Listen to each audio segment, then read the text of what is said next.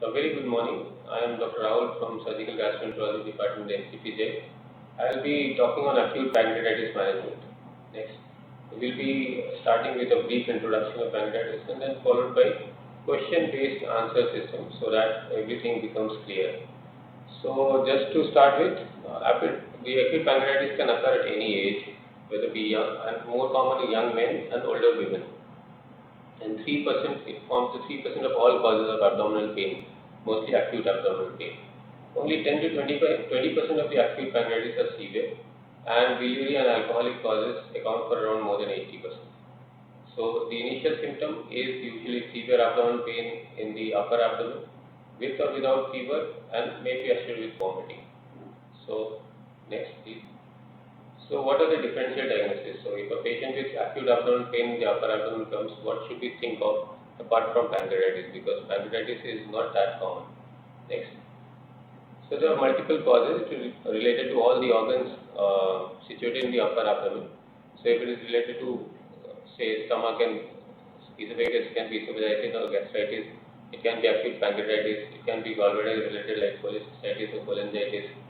It can be hepatic liver abscess. It can be basal pulmonary inflammation, pleuritis, and it can be as grave as myocardial infarction or pericarditis. So, physician should be very, alert about all these conditions. But the most probable differential diagnosis is related to acute abdomen in the upper part of the abdomen. Involving the upper part of the abdomen is acute pancreatitis, perforation peritonitis, that is peptic ulcer perforation, and acute cholecystitis. So next.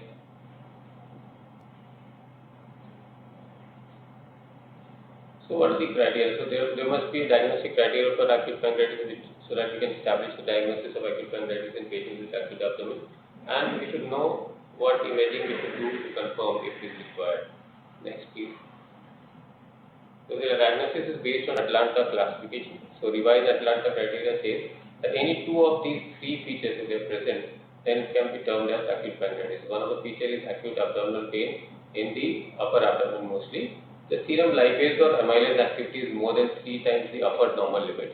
Usually the upper normal limit at various places is 90-95. So if it is more than 300, then it can be termed, it can be considered as acute pancreatitis. And the third is, if the abdominal pain of serum amylase lipase is not available, this characteristic finding of acute pancreatitis on imaging, because ultrasound is widely available everywhere. So if you do an ultrasound and features of pancreatitis are seen in ultrasound, which I will be discussing later on. So in any of these two of these three criteria if they present, then it can be termed as acute pancreatitis. Next please. The question arises, what are the common etiologies of acute pancreatitis? So here are the etiologies. The most common being, next please. The most common being gallstones and alcohol, as I already said, they account for 70 to 80% of the causes of acute pancreatitis. Even in the West, gallstone is one of the most common causes of acute pancreatitis. Apart from that, there are many rare causes like hypertriglyceridemia, genetic causes, genetic predisposition may be there, drugs may be related to acute pancreatitis, and autoimmune causes of acute pancreatitis can also be there. And one of the more common causes in young children is trauma. If they fall forward or they hit by the handle of the bike or cycle, then it may cause acute pancreatitis in these young children. ERCP-induced acute pancreatitis can also occur, and ERCP can 5 to 10% of all ERCPs can lead to acute pancreatitis. So mostly it is a mild pancreatitis, but severe pancreatitis can also occur following ERCP. Next. Now coming to the common causes, say first the alcoholic pancreatitis. So alcoholic pancreatitis, as I said, accounts for 30% of the all causes of pancreatitis, and it is usually a binge drinking episode on a background of chronic abuse of alcohol. That increases the risk. It is not that once or twice if you take alcohol you will develop pancreatitis. So if it is binge drinking on the background of chronic abuse can increases the risk. And there is no association with amount or type of alcohol or pattern of consumption. But yes, binge drinking does have more effect. And there are various pathophysiology which is related to alcoholic pancreatitis. That is, alcohol can be metabolized releasing oxidative stress, which usually affects the glands and the organs and can cause pancreatitis in these patients. Next.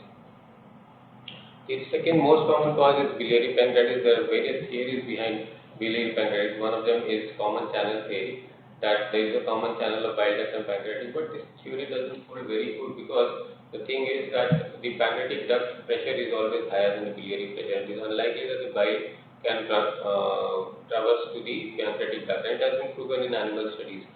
So it is not very well considered. The second theory is incompetent sphincter theory, but this also not goes very well because nowadays the ERCP is very common and many patients undergo sphincterotomy. Even after sphincterotomy, it doesn't increase the chance of pancreatitis. So incompetent sphincter theory is also not very well taken.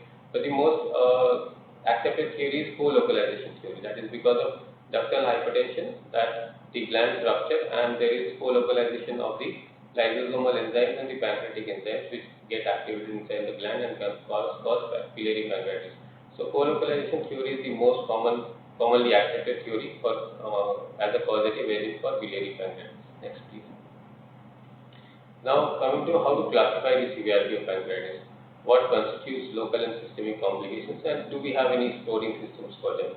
So it is very important to classify the severity because based on that we'll decide the management of pancreatitis.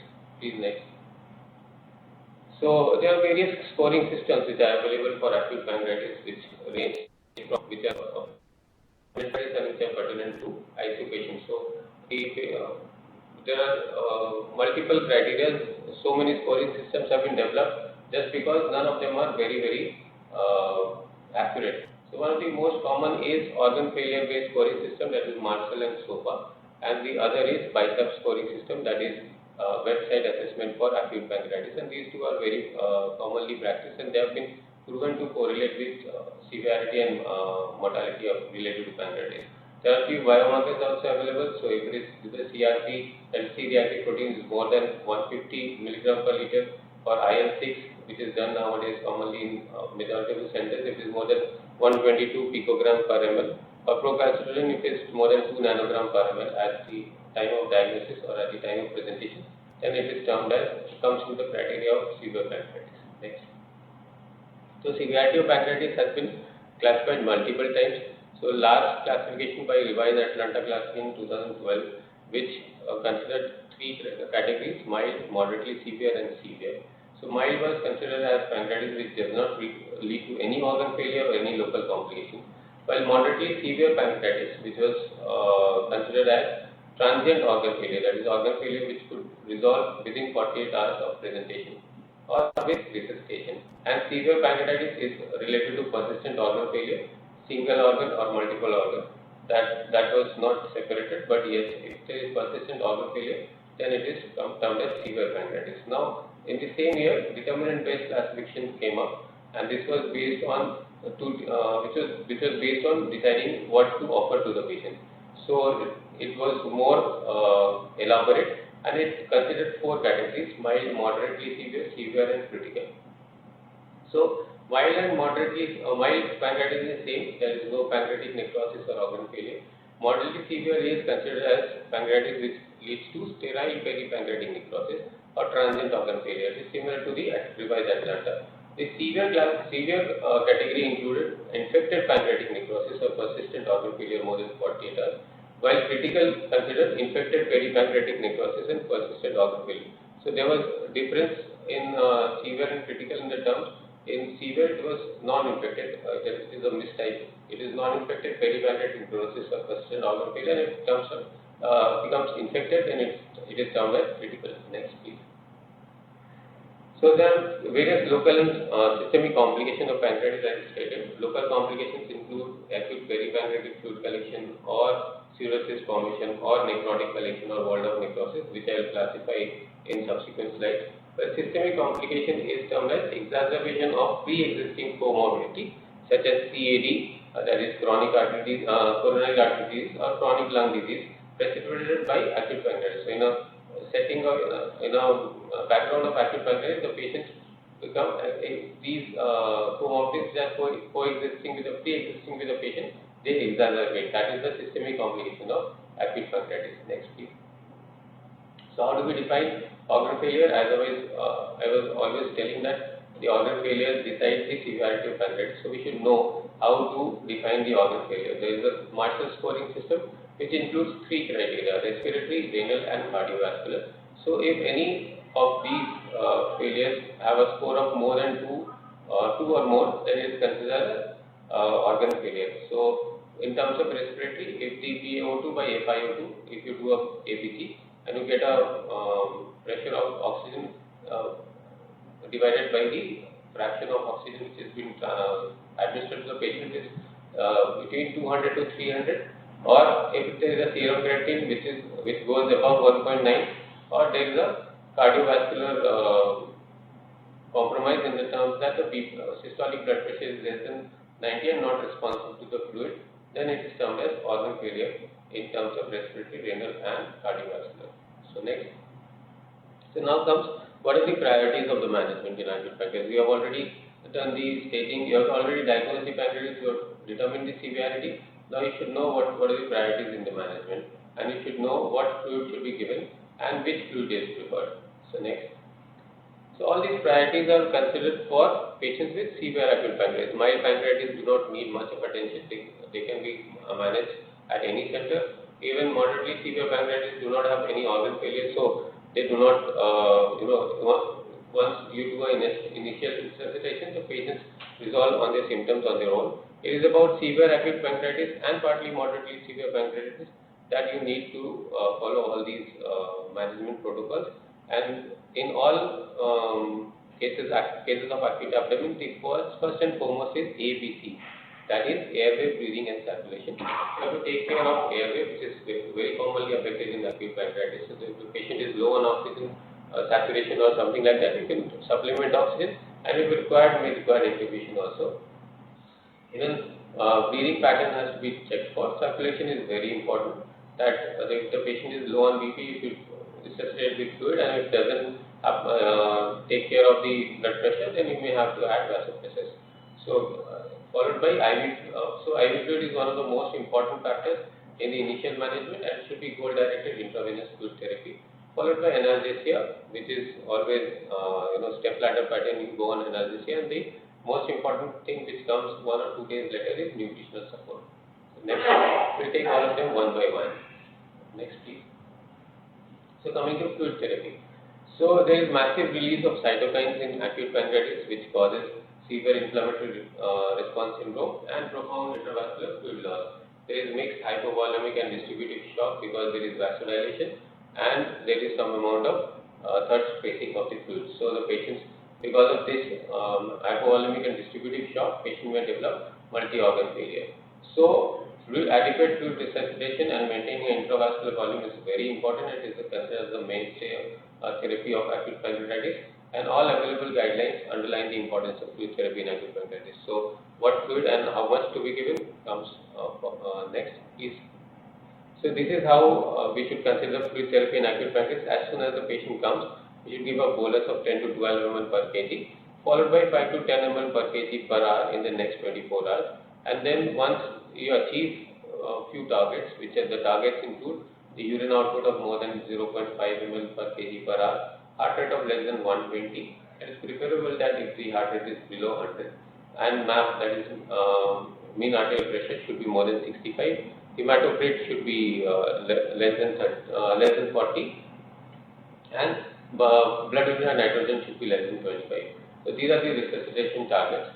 But we need to find out whether aggressive fluid therapy should be given or moderate fluid resuscitation should be done. So there was a trial which was based on 249 patients, which considered aggressive fluid therapy in one arm and moderate fluid resuscitation in one arm. So aggressive fluid therapy included 20 ml per kg bolus in the first hour, and then followed by 3 ml per kg per hour. While the moderate fluid resuscitation considered 10 ml per kg bolus in first 2 hours and followed by 1.5 ml per kg per hour, and they always took into account the various targets which I have already stated. So they evaluated the patient, both the groups, at 12 hours, 24 hours, 48 hours and 72 hours, and fluid was adjusted as needed later on. Next, please. So what they found was, in hospital moderately severe or severe acute pancreatitis, that did not differ. Whether the patients developed severe or severe acute pancreatitis, it did not differ in both the arms. There was fluid overload found in the aggressive arm, and which required more of hospital stay, but there was no difference in any organ failure or any local complications in both the arms. So the conclusion was that aggressive fluid resuscitation should not be done, but it should be more goal directed. It should be moderate amount of fluid should be administered, and this helps in improving the symptoms related to fluid overload and does not affect the outcome of the pancreatitis. Next, please. Now, the question arises, which fluid? Usually, we start infusing normal saline.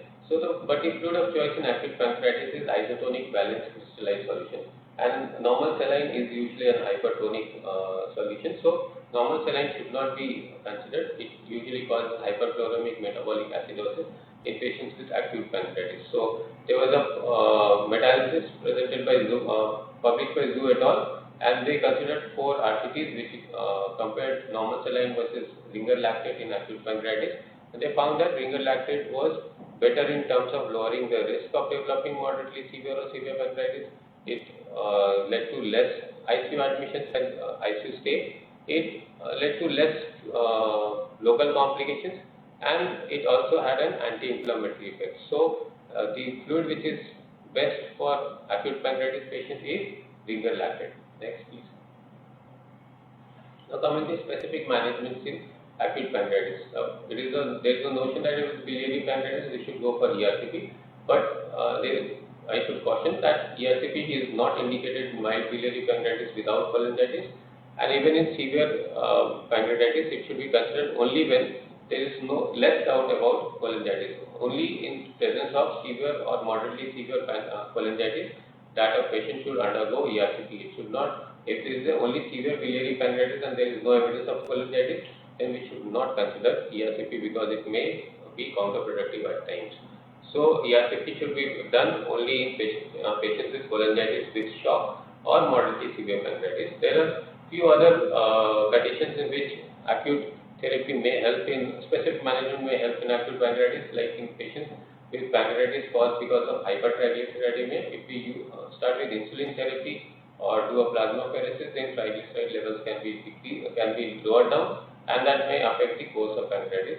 And in autoimmune pancreatitis, which is rare to diagnose and acute setting, steroids may help because that doesn't come into the picture on day 2. It is only a diagnosis of exclusion, and once we have diagnosed autoimmune pancreatitis or the patient is known case of autoimmune disease, then we may consider steroids, but it should not be given very frequently. Next. So, what is the indication for timing of the initial CT assessment in acute pancreatitis? So, we have done the staging, we have done the severity, we know the severity. Now, how to do the imaging? We were talking about that imaging should be done in acute pancreatitis, but when should CT be done? So, early routine CT scanning is not recommended in acute pancreatitis, and there is no evidence that early CT improves clinical outcome. In fact, CT scoring systems are not superior to clinical scoring systems. So, scoring in the acute phase or the early phase will not influence the treatment. And apart from that, it poses the risk of contrast allergy and nephrotoxicity. In these patients, already all organs are in a compromised state. So, we should not, put more stress on the kidney in terms of contrast infusion. So, early CT is not indicated. So, when is CT indicated? Next, please. So, if CT is indicated when there is a diagnostic uncertainty. So, we are not sure whether it is acute pancreatitis or perforation peritonitis or acute cholecystitis, or the patient or the ultrasound is not showing the picture we want to see, or it is not very clear about the diagnosis, then we can consider CT scan in early period. Or if we are contemplating a complication related to pancreatitis. So, there can be perforation as acute pancreatitis, there can be bleeding as acute pancreatitis. In all these cases, we should do CT scan. And if these things are not present, then the optimal timing is termed as CT should be done as late as possible, not before 7 days or 10 days of pancreatitis. And or if CT has been done earlier, then the next CT is done if there is a new clinical deterioration or if an invasive intervention is considered. Next, please.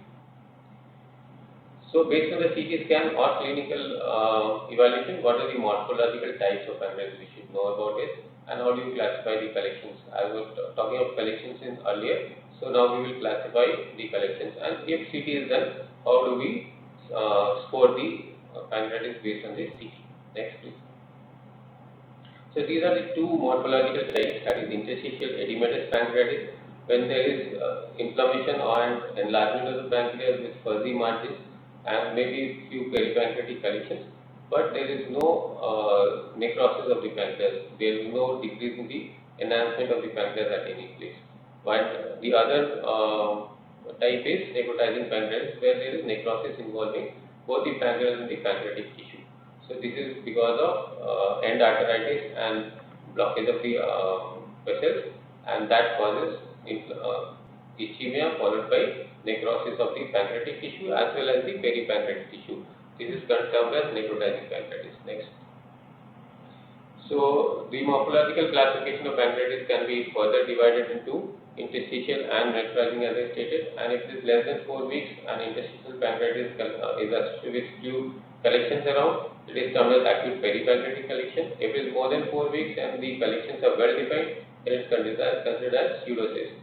While in necrotizing pancreatitis, if it is less than 4 weeks and the collections are there, it is termed as acute necrotic collection. If it is more than 4 weeks and the necrosis is well walled off and the boundaries are well seen, then it is termed as walled off necrosis. Next, please. So this is how we score the pancreas based on the CT scan. So if the pancreas is normal, it is given a score of 0. If there is interstitial pancreatitis, signs of interstitial pancreatitis, then it is given a score of 2. If there is peripancreatic collection or fat necrosis, then it is given a score of 4. Now, in terms of pancreatic necrosis, if there is no pancreatic necrosis, it is given a score of 0. If it is less than 30% of the organ is involved and it is ischemic, then it is given 2. If more than 30% of the organ is involved, it is given 4. And apart from that, if there is extra pancreatic complications in terms of pleural effusion or vascular complications like splenic artery blockage or the thrombosis or the splenic vein thrombosis, or there is any gastrointestinal tract involvement, then it is given another 2 points. So maximum score is 10 and minimum score is 0. Next, please. Now, how to initiate nutrition in all these patients, because we have classified, we know how to manage initially, but we told in that initial management that nutrition is one of the important factors. So now we should know how to initiate nutrition, when to initiate nutrition, what food should be prepared, and what is the target protein and calorie one would want to achieve. Next, please. So in mild cases of acute pancreatitis, oral nutrition is well accepted, maybe from day 1, day 2 or later, but mild acute pancreatitis does not need much of concern. If it is moderately severe pancreatitis, they also may tolerate oral nutrition by day 2 or 3, but it is more in cases of severe acute necrotizing pancreatitis where oral nutrition may not be handled by the patient because of severe perigastric inflammation. So in all these cases, enteral nutrition can be given either by a nasojejunal tube, which is preferable over nasogastric, because if the nasogastric route is tolerated, then oral nutrition may also be tolerated. But in patients who are intubated or who are on ventilator, in those cases, these two routes can be compared. So if the patient is tolerating nasogastric through the nasogastric route, well and good. If he or she is not tolerating through the nasogastric route, then nasojejunal tube is placed and the feeding starts. So what are the benefits of enteral nutrition? What it does is it maintains the gut mucosal barrier, because it maintains it prevents the translocation of bacteria from the translocation of bacteria from the large bowel and small bowel to the blood vessels. And this is because when you give enteral feeding, the bacterial milieu of the intestine, that is maintained, and it may also prevent infected necrosis, because translocation of bacteria is not only to the bloodstream, but it also translocates to the collections as well. So through the enteral route, what we want to achieve is a calorie requirement of 25 to 30 kilocalories per kg per day, and a protein requirement of 1.5 grams per kg per day. So this is what we want to achieve in patients whom we want to initiate nutrition. So even in various guidelines, say American guidelines, they suggest that early, within 24 hours, oral feeding should be initiated as tolerated, and this is usually possible in acute mild or acute moderate pancreatitis. If the patient is inability there is inability to feed orally, then either enteral or parenteral nutrition should be considered. And in severe pancreatitis requiring tube feeding, either nasogastric or nasoenteral tube should be given, and these all follow a strong recommendation. Next. So, how do we give nutrition in patients of pancreatitis with raised intra-abdominal pressure? Because pancreatitis patients do have a raised intra-abdominal pressure. So, if it is severe acute pancreatitis and intra-abdominal pressure which is measured through the urinary bladder is less than 15 milligrams of mercury, then enteral nutrition via nasogenital tube or nasogastric tube can be given. If it is severe acute necrotizing pancreatitis with IFP of more than 15, then nasogenital tube feeding can be initiated at 20 ml per hour. We should consider various methods to decrease the intra-abdominal pressure like drainage of collections or adequate antibiotics or and goal-directed therapy, and to may use diuretics to decrease the intra-abdominal pressure because there is clogging of fluid in the interstitium of the intestine in the peritoneal cavity. So if we can usually use diuretics, that may help at times to decrease the intra-abdominal pressure.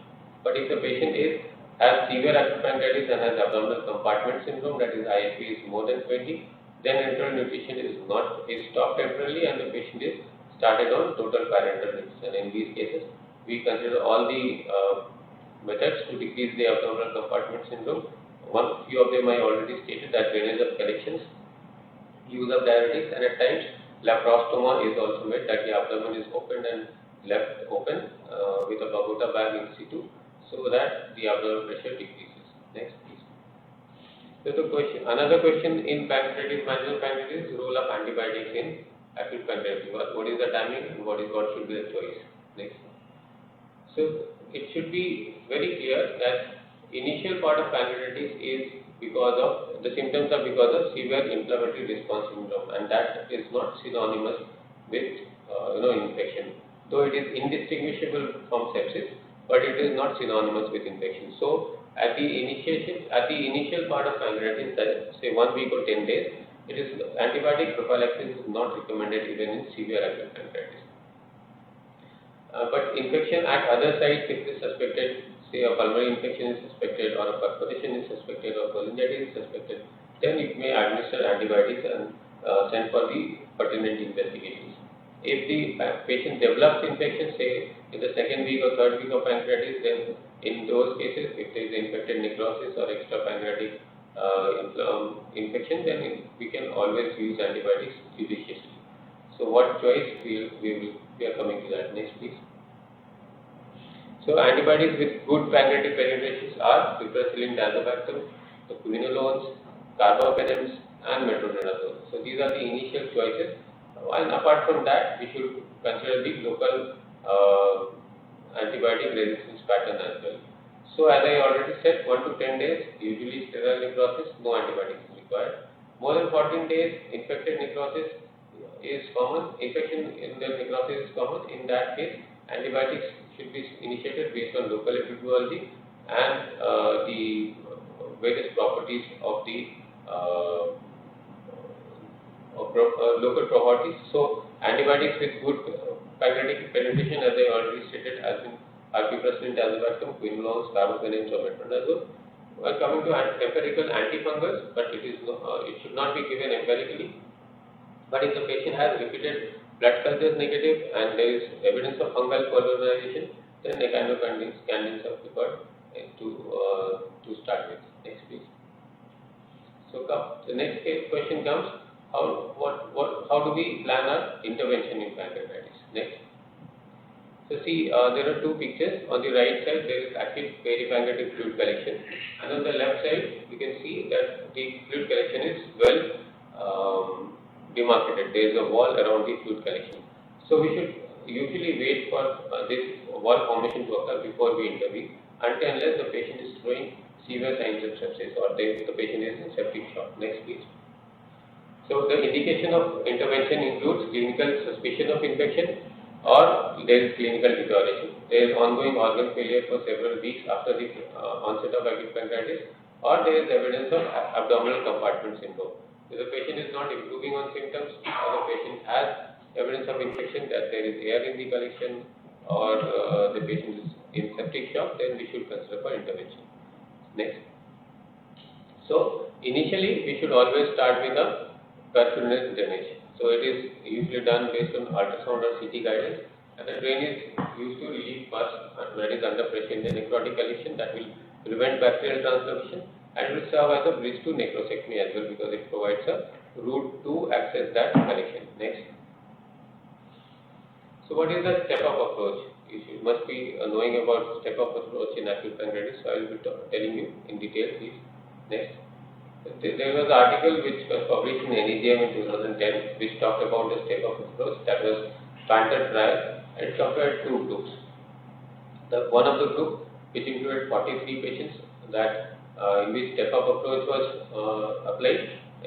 Step-up approach includes first the percutaneous drainage followed by minimally invasive surgery, and if that doesn't work, then we go for open necrosectomy.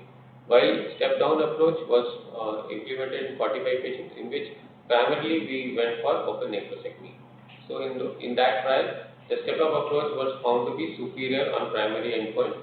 That was, the primary endpoint was the survival of the patients. So there was 40% patients in step-up approach, while 69% of the patients in open necrosectomy approach who died. So in the step-up approach, overall fewer patients with primary endpoint, less exocrine insufficiency was seen because less of pancreas was removed, and there was no difference in recurrent or chronic pancreatitis based whether it was endoscopic or surgical intervention, or there was no difference in quality of life. So based on this trial, step-up approach became the norm. So because it is superior to the open necrosectomy approach. Next. So this is how we step up. If we find an infected necrotizing pancreatitis which is less than 4 weeks of onset, we usually try to manage with antibiotics. But if resolution occurs, it's fine. If it doesn't occur, then PCDs or endoscopic drainage is considered. If resolution occurs, then it's fine. If it doesn't occur, then video-assisted retroperitoneal debridement or endoscopic debridement is considered. If it leads to resolution, then it's fine. Otherwise, in presence of ongoing sepsis, we go for exploratory laparotomy next, or open necrosectomy. Now, if the intervention radiology team has placed a CT-guided transgastric drainage or left paracolic drains, the fever intensity reduces and there is improvement in the hemodynamic circulation. What is the ideal time of re-intervention? We should know what if a patient of acute pancreatitis bleeds and what are the indications of surgery. So, we should know when to step up. Next, please. So, there was a trial, that is Pointer trial, which was published in 2021, which compared two groups, that is immediate drainage group or postponed intervention in patients with infected necrotizing pancreas, and they found that whether we do an immediate drainage in a suspected infected pancreatitis, or we delay it as much as possible till the organ failure is difficult to manage, the patients there is no difference in the outcomes or complications. In fact, patients with immediate drainage required more of necrosectomy, and patients with immediate drainage required more intervention, although there was no difference in the primary outcome or difference in the complication rates. Next please. So if there is a bleeding in pancreatitis, which is usually deleterious, and it usually results from a ruptured pseudoaneurysm. So frequency of fatal bleeding in acute pancreatitis has been reported to be to the tune of 1.2 to 14.5%, especially in severe acute pancreatitis. In these patients, CT angiography is usually done if a patient is stable to localize the site of bleeding, and percutaneous transcatheter angiographic embolization is usually effective in containing bleed from ruptured pseudoaneurysms in acute pancreatitis. Next. So coming to surgical indications, which are limited to which are now a handful of indications only because of various minimal invasive therapy and intervention radiology, expert intervention radiology. Surgical indications are very few. One of them is well-defined collections not amenable to percutaneous drainage.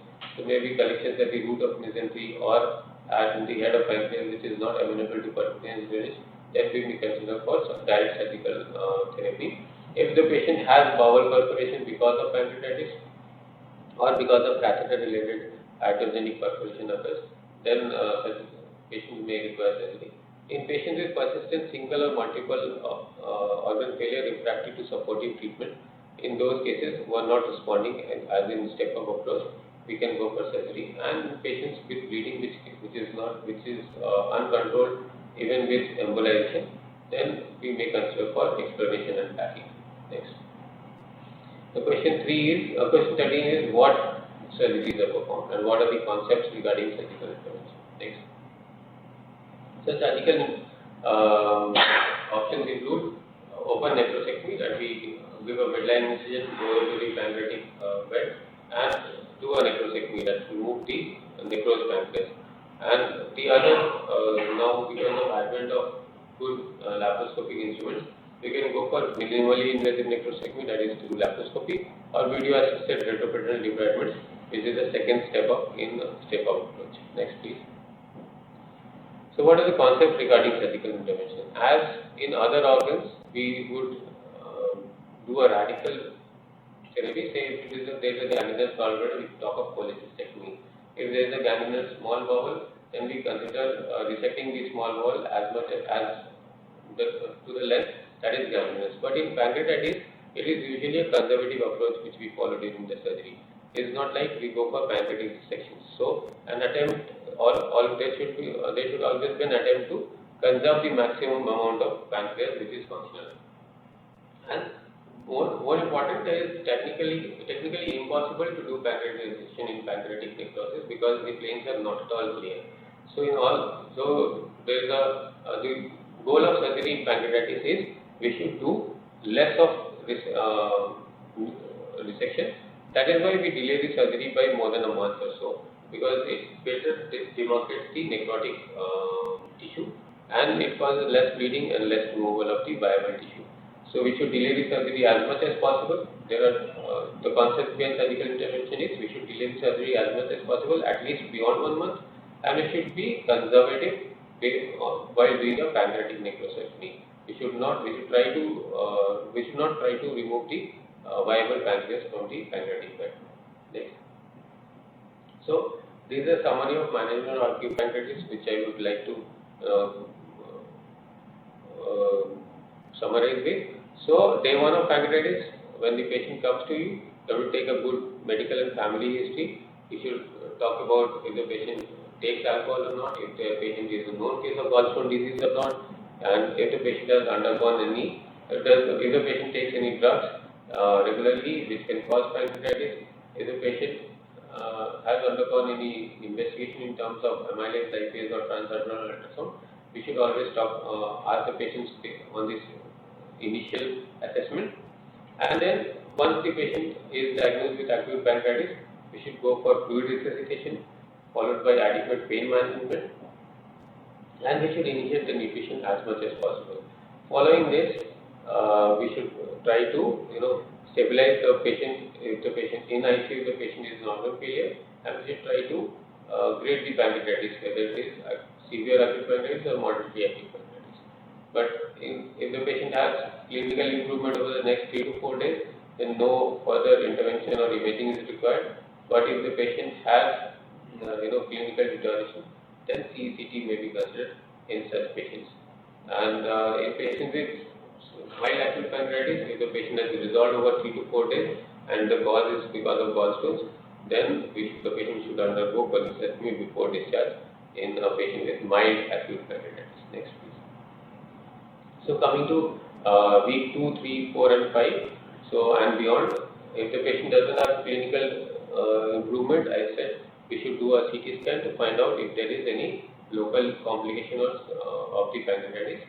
So if there is fluid collections which are amenable to drainage and which may be responsible for persistent organ failure, we may consider for endoscopic or percutaneous drainage. If the patient improves, it's fine. If it doesn't improve, then we may consider repeat imaging, and we may consider a step-up approach in terms of endoscopic step-up or surgical step-up.